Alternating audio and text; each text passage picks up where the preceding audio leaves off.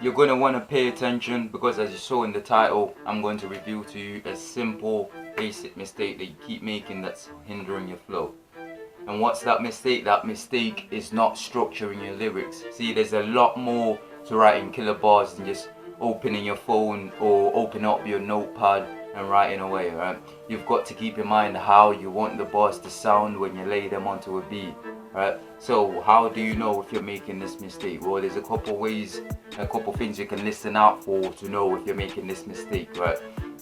Number one, your lyrics are hard to understand. Number two, they lack rhythm. Number three, they're inconsistent. And number four, they sound forced and they don't flow effortlessly, right? So if any of those things apply to you, then most probably you're making this mistake. Your lyrics are not structured.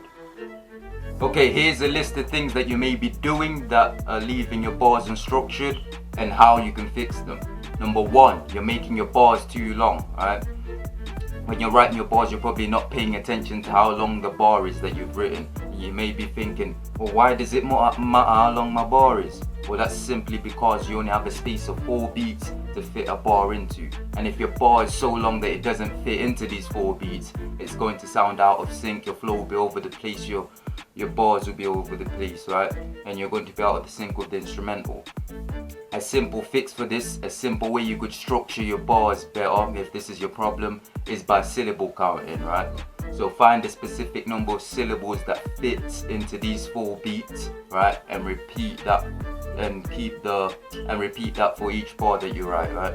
Keep each bar the same amount of syllables that you find that fits, that works for you, right? Instead of having one bar 16 bars, 16 syllables, and the next bar 12 syllables, and another bar 13 syllables, you know, all over the place like that. Find a specific number of syllables that works for each bar, that helps and fit into these 4 beats, and carry that on, right? So that's the first way you can start structuring your bars better, syllable counting.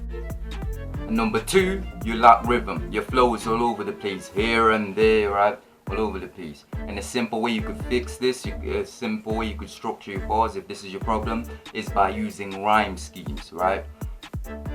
Decide what rhyme scheme you're going to use before writing your verse, and when you start writing your verse, stick to that rhyme scheme, right? Your rhyme scheme can change during the verse, just make sure it's not all over the place, right?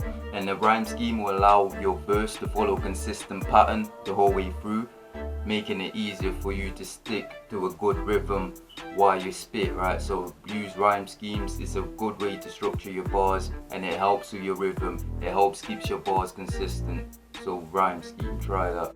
Mistake number 3 is that you're writing your bars like it's an essay or something, right? You're writing your bars like how you'd write sentences in a storybook, right? Well, what you want to start doing here is writing your bars in a way that's easy and organized to understand, right? Where you know when the bar begins and when it ends. The way you can do this is by putting a slash at the end of each bar, or by putting 16 dots on the page, and writing your bars between these 16 dots. And then you know, okay, that's one bar, that's where it starts, that's where it ends, and that's the next bar, and so on, right? And this will really help you when you're performing your bars, especially if you're reading them out, right? Because if you're not good at counting beats, especially in your head, or keeping up with counting beats in your head while you're performing, this is a really good way, because you already know when the bar starts and where it ends, and therefore you can just read it and follow it without having to worry about counting beats if that's something that you struggle with. And you may be thinking, okay, a bar ends when the rhyme appears, right? But no, that's not true. A rhyme can appear anywhere, right? So it's very important that you know where the bar starts and where it ends. So writing your bars in a way that allows you to do this is very beneficial for structuring your lyrics, and it makes it a lot easier to understand. So that's 3 ways to start structuring your lyrics better right after this video. 3 ways that you can take away and you can start using right after this. So syllable counting, rhyme schemes, and writing your bars in a much more organized and neat, easy to read way, right?